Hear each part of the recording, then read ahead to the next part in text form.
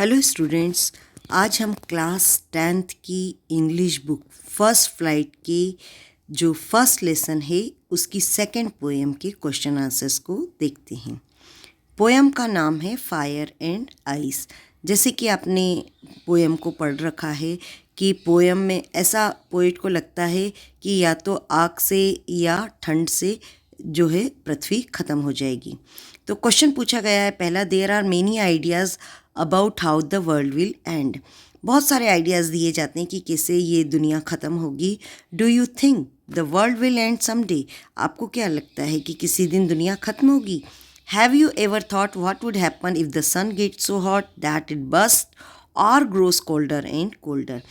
तो आपको क्या लगता है, क्या कभी आपने सोचा है कि यदि सूर्य बहुत गर्म होके भस्म हो गया या फिर ठंडा हो गया तो क्या होगा? Answer is yes, I do believe that the world will and someday. हाँ, हम इस बात पर विश्वास करते हैं कि दुनिया किसी न किसी दिन ख़त्म होगी। अब जो ये पूछा गया है सेकंड क्वेश्चन, उसमें कि whether the sun gets hot or grows older, चाहे सूर्य गर्म हो या ठंडा हो, in both the situations life will end. दोनों ही स्थिति में जो दुनिया है वो ख़त्म हो जाएगी या जीवन ख़त्म हो जाएगा। क्यों ख़त्म हो जाएगा? क्योंकि भाई सूर्य यदि गर्म हो गया तो लोग जल के मर जाएंगे, और अगर ठंडा हो गया तो जैसे हमारा जब लाइट नहीं मिलेगी, प्रकाश नहीं मिलेगा तो बीमारियां भी होंगी, प्रकाश संश्लेषण क्रिया नहीं होगी तो दुनिया तो ख़त्म हो ही जानी है। Next question is for Frost, what do fire and ice stand for? Here are some ideas. तो पहले पूछा गया है कि फायर और आइस किसके लिए यूज़ किया गया है। आंसर है fire stand for greed, avarice, lust, conflict and fury. तो फायर में और आइस, ये दोनों क्वालिटीज़ की बात की गई है। मनुष्य के जो गुण हैं उनके अवगुणों के बारे में ही बताया गया है।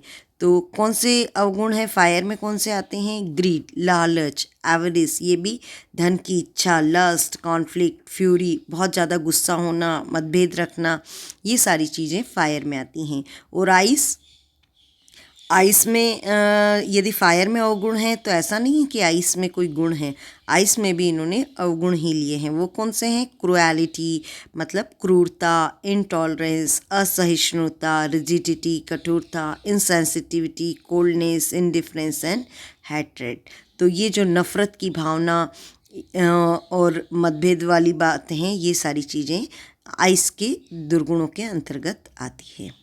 Question number 3. What is the rhyme scheme of the poem? How does it help in bringing out the contrasting idea in the poem?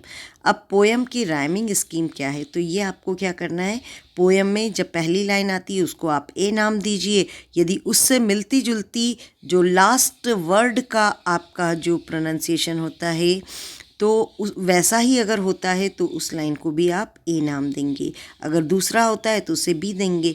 इस तरह से जब हम चेक करते जाते हैं तो पोएम की राइमिंग स्कीम बनती है A B A, B C B.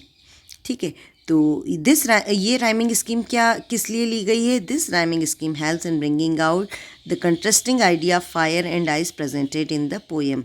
तो बार बार कभी ए के साथ में बी सी ऐसा क्यों लिया गया है? ताकि फायर और आइस के बीच में जो विरोध बताया गया है उसे अच्छे से बताया जा सके, इसलिए इस राइमिंग स्कीम को लिया गया है। ओके स्टूडेंट्स, तो ये आपकी सेकेंड पोएम के क्वेश्चन आंसर्स थे। Thank you.